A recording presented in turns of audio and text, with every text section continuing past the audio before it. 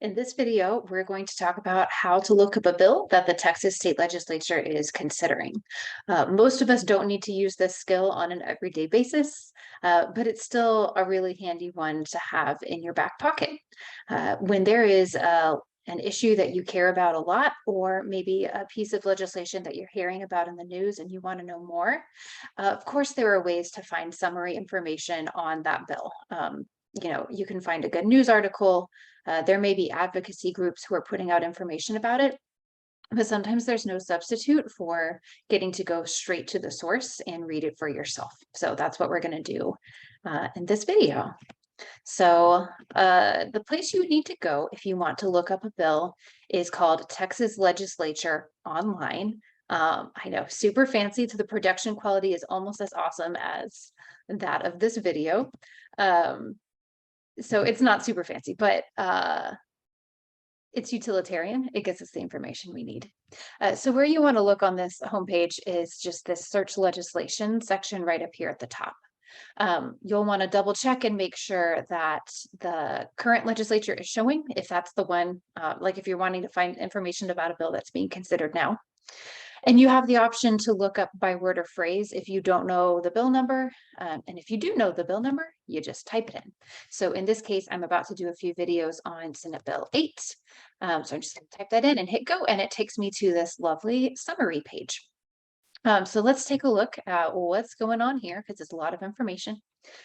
So up here at the top, you've got your bill number again and which session it's happening in.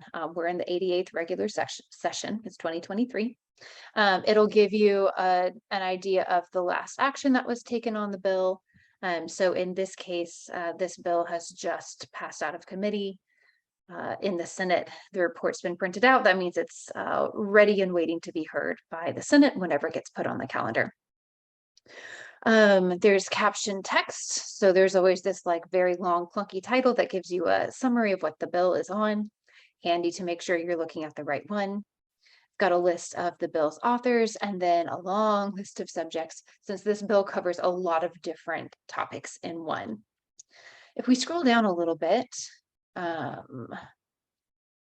few more pieces of information here that are handy to notice in the summary.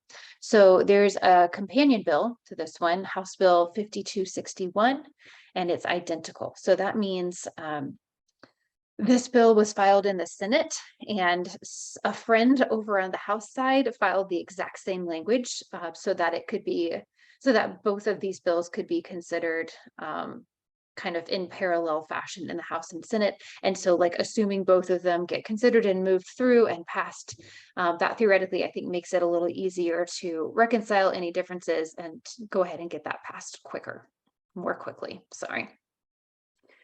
And then just to wrap up here, you can see which committee the bill was assigned to. Again, and then just like a recap of where that bill is in the process. If you find like this list of steps and dates overwhelming, you can also hop on over to the Bill Stages tab at the top, which gives you a slightly more high-tech, like graphic organizer version of it. So you can see that this bill has been filed, it's been passed out of committee.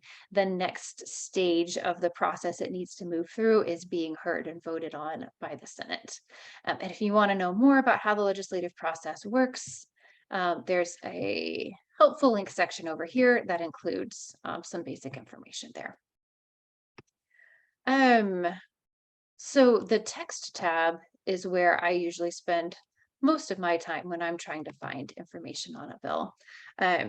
So it's going to show you different versions of the bill. So there's like a version when it was first filed, but if it goes through a committee and the committee decides that it wants to make some changes, the committee will adopt a substitute version of the bill. So you can see like there's a row here for when the bill was first introduced, but since it's gone through the committee and the substitutes have been made, like the freshest, most recent version is here at the bottom. So there's a few things you can look at. You can look at the bill itself. You can look at a fiscal note. You can look at an analysis of the bill. And then for any hearings that were held, you can see who showed up to testify for, against, and on the bill. So let's just take a quick preview of what these first three documents look like. So the first one is the bill itself. If you've never looked at a bill before, here it is. Super exciting, right? This is the committee substitute version. And you can see a summary of like when this bill was voted on in committee and who voted for and against it. And then if you go down further, you can see the actual language. So right here where it says a bill to be entitled an act, and then you've got your caption there. And then the rest of it is the actual, like, this is where the magic happens. And it doesn't feel that magical because really how this works is every bill is going to start with an existing piece of the Texas code, and it's just going to add some markup to show how they want that code to be changed. So if they want to make additions to the code, they're going to show that in underlined text, like right here. And if they want to strike language from the code, they'll use strike through text like you see here and here. Sometimes it's really minor changes. Other times they're striking out an entire section or writing a completely new section. Now, if the bill you're looking at is like pretty simple and straightforward, you could just look at the language of the bill and be done. But like in this case, this is a super complicated piece of legislation. It's many, many pages long. Probably don't want to spend like this probably isn't the first thing that you want to go to. Where you would want to jump instead is the bill analysis, which is also available from that text tab that we just looked at.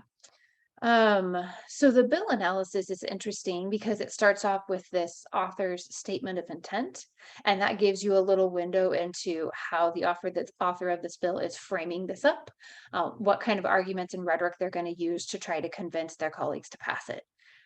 So that's just handy information to keep in mind. And then once you scroll down, if there was a committee substitute put in place, they'll summarize like what changes the committee made from the original bill. And then you can, they have a section about rulemaking authority, which is just where they confirm that like whatever agencies or individuals were assigned a task in the bill, like actually have the authority to do that thing. Important to check on. And then there's this section by section analysis where they will explain for each section of the bill, like this is where in the code it's making changes, and this is a summary of the changes that are being made. So this to me is like the best place to go to understand what a bill actually means. And then if you have like super nitty gritty questions about it, then you would go back to the text of the bill itself. So the last kind of piece of the puzzle that can be handy to look at is the fiscal note. Sorry for all the scrolling on screen. I clearly forgot to reset my page after I did this the first time. So the fiscal note is a really important piece of the equation because it tells you how much the new piece of legislation is projected to cost. We have a lovely agency called the Legislative Budget Board, which is a team of really, really smart analysts whose job it is to take this like theoretical, idealistic piece of legislation someone has come up with and figure out like how it would actually work and what it would cost and who would need to do what.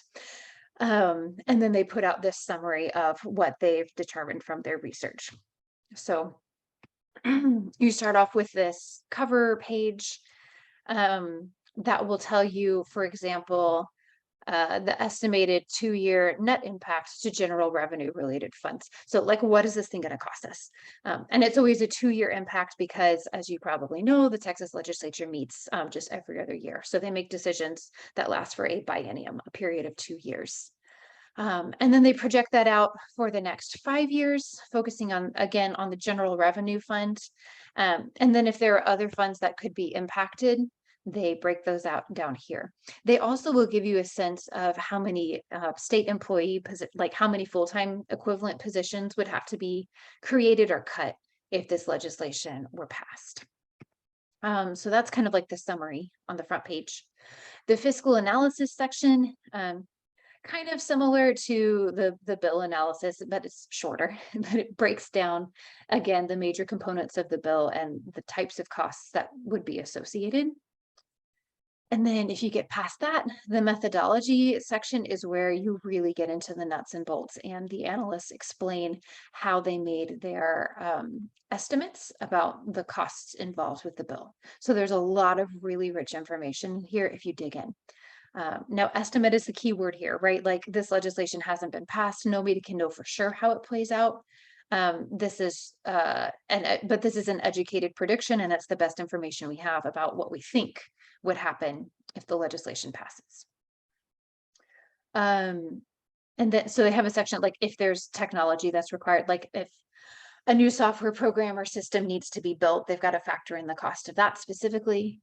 And then I always really, really like to look at this local government impact section. I think that's super important, because we need to be thinking not only about the cost to the state of new legislation, but also how this is going to play out for the actual folks on the ground who have to carry it out, in cities and school boards and other local governments.